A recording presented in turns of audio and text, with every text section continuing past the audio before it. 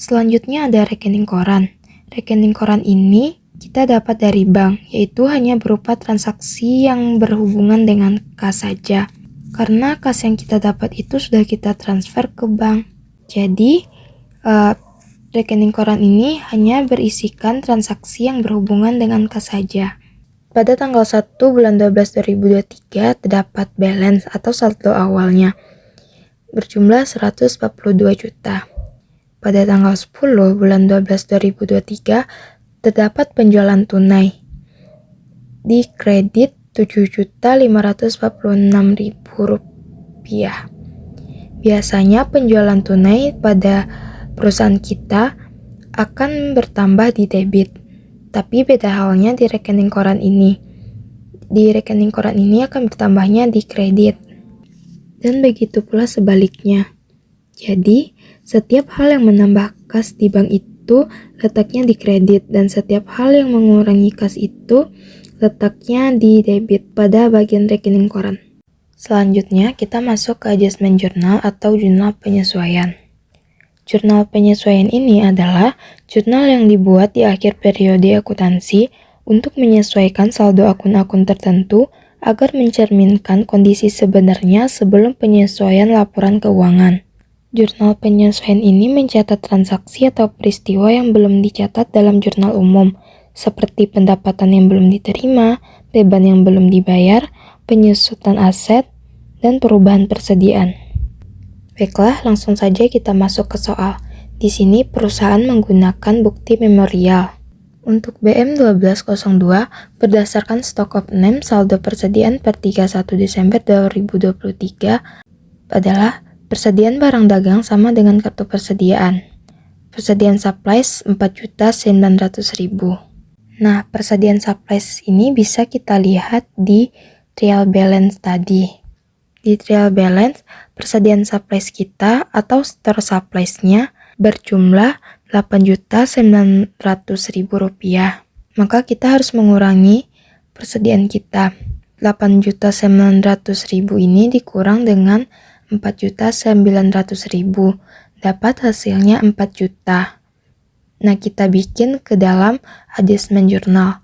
Jurnalnya supplies expense di debit 4 juta dan supplies 4 juta di kredit. Untuk BM1203 dari rekening koran per 31 Desember 2023 yang diterima oleh perusahaan, pendapatan bunga bank senilai Rp1.500.000. Nah, ini jurnalnya di adjustment, yaitu cash in bank di debit Rp1.500.000 dan interest income di kredit Rp1.500.000.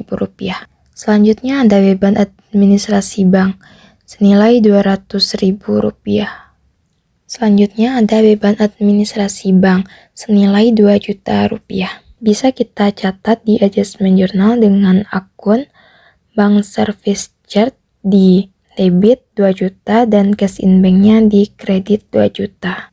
Selanjutnya, cek yang diterima UD Nabila tanggal 26 Desember 2023 dari toko Edelweiss 8.800.000.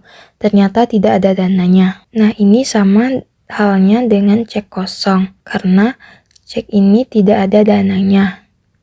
Maka kita perlu menyesuaikannya di jurnal penyesuaian. Akunnya adalah akun receivable, karena cek yang kita terima tidak ada dananya.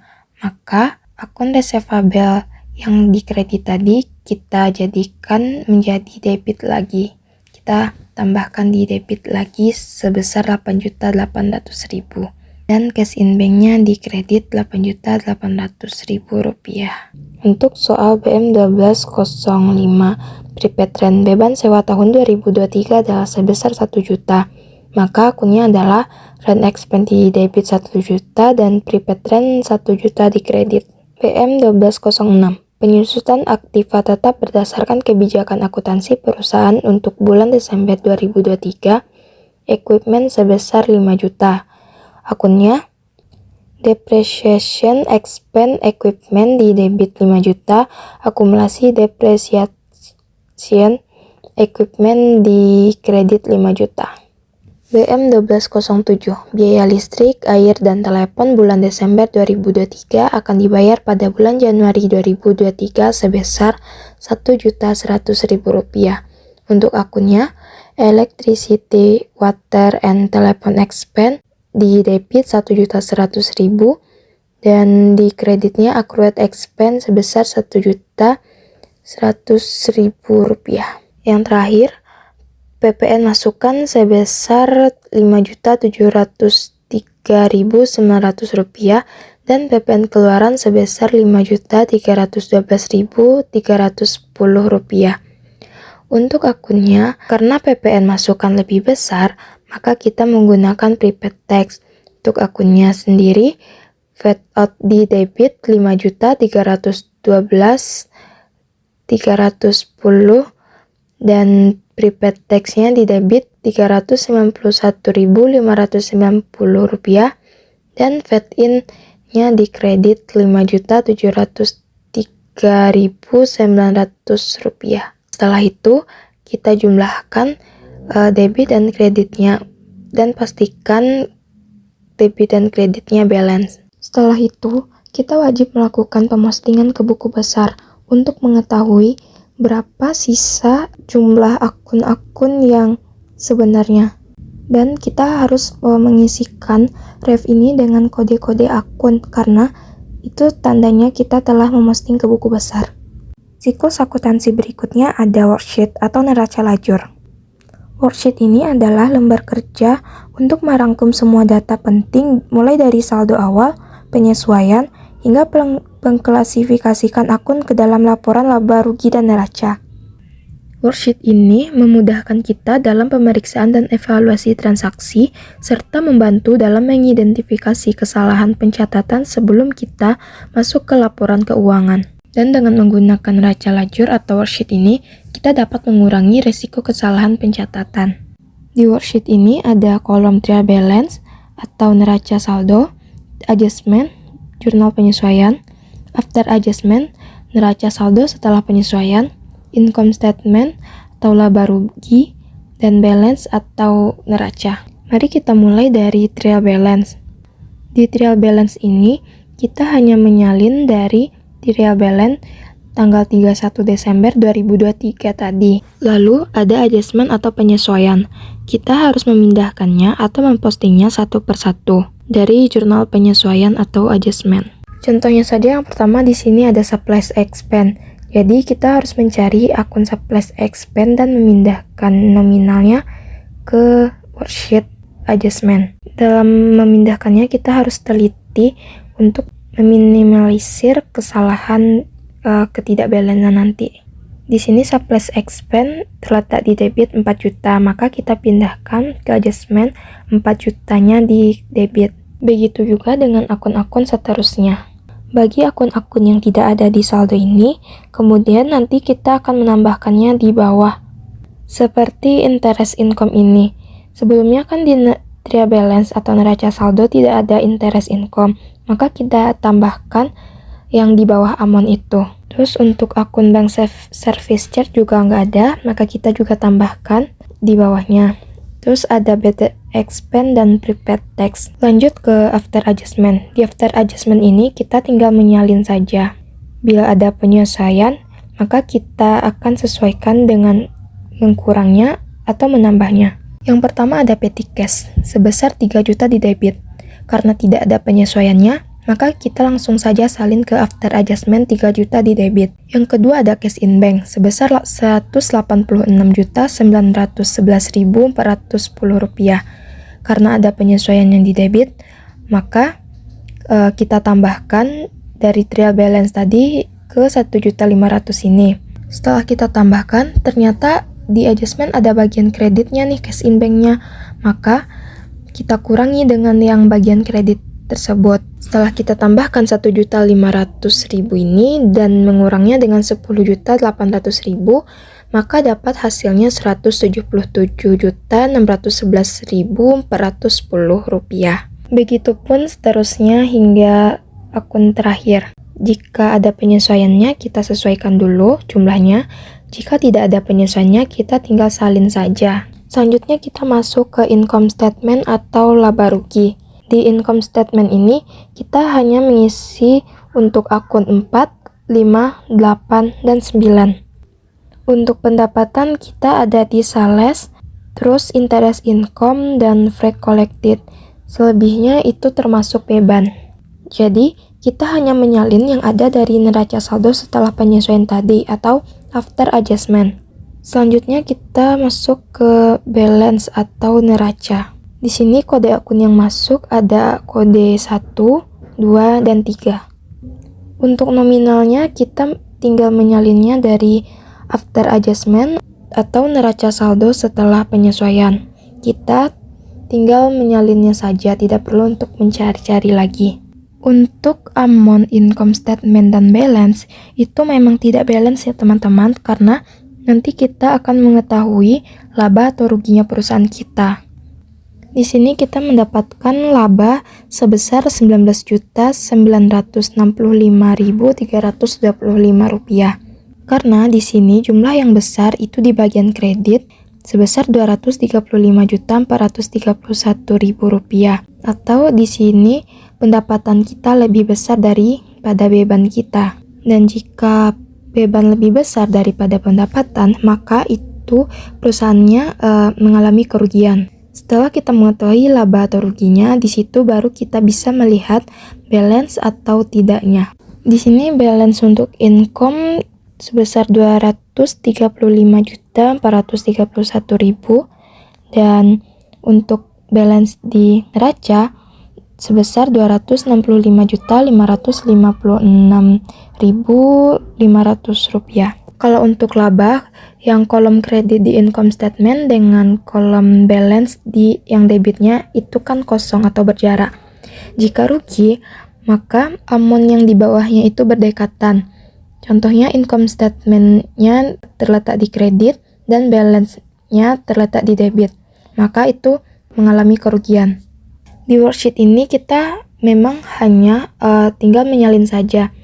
Tetapi kita juga butuh ketelitian agar tidak terjadi kesalahan pencatatan antara debit dan kreditnya. Selanjutnya, kita akan masuk ke income statement.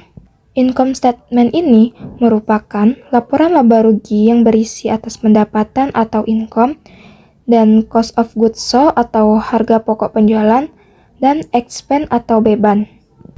Bagian pertama ada sales. Sales di sini berjumlah Rp233.761.000 dan sales diskon sebesar Rp2.700.000, sales return-nya Rp4.700.000, interest income-nya Rp1.500.000 dan free collected-nya Rp170.000. Untuk sales diskon dan sales return itu kita kurung, tandanya itu kurang. Kenapa dikurung atau dikurang? Karena sales diskon dan sales return itu mengurangi pendapatan. Lalu kita jumlahkan dari sales tadi hingga free collected. Maka kita mendapatkan hasilnya Rp228.031.000. Untuk bagian sales ini atau income ini kita ambilnya di mana sih? Oke, untuk nominalnya kita tinggal lihat di worksheet bagian income statement atau laba rugi. Kita tinggal salin saja angka yang ada di laba rugi itu. Lalu kita masuk ke cost of goods sold. Kita juga ambil angkanya dari income statement sebesar Rp108.850.000. Nanti yang income tadi yang Rp228.031.000 itu dikurang dengan cost of goods sold kita sebesar Rp108.850.000. Maka dapat hasilnya Rp119.181.000. Dan untuk bagian beban sama juga seperti sebelumnya, kita ambilnya di worksheet bagian income statement. Kita tinggal salin saja nominal-nominal yang ada di worksheet. Lalu kita jumlahkan semua beban kita dan jumlahnya sebesar Rp99.215.675. Untuk mendapatkan jumlah laba atau net profit, kita perlu mengurangi Rp11.181.000 dengan yang jumlah beban tadi sebesar Rp9.215.675. Maka dapat net profitnya Rp19.965.325. Itu adalah labanya. Laba yang ada di income statement ini juga harus sama nominalnya dengan laba yang ada di worksheet income statement. Yang berikutnya ada capital statement atau laporan perubahan modal.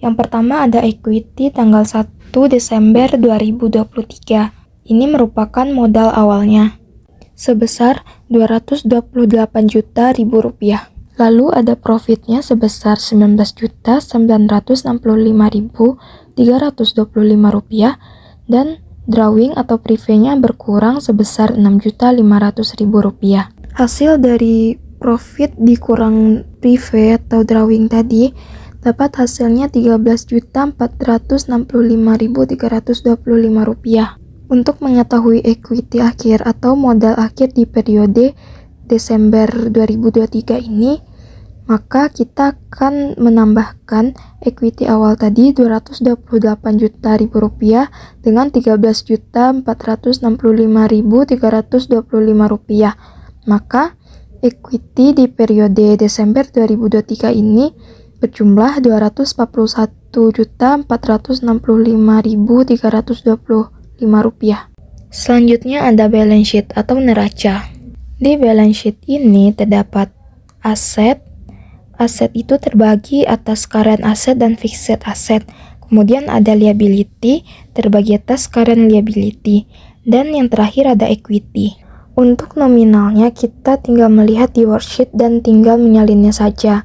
Untuk kode yang harus kita salin adalah kode akun 1, 2, dan 3. Yang pertama ada aset di bagian current asset, ada petty cash, cash in bank, akun receivable, allowance for doubtful debt, merchandise inventory, prepaid tax, stored supplies, dan prepaid rent. Itu kita jumlahkan. Dapat hasilnya Rp223.140.825. Berikutnya ada fixed asset yang isinya ada equipment dan akumulasi depreciation equipment.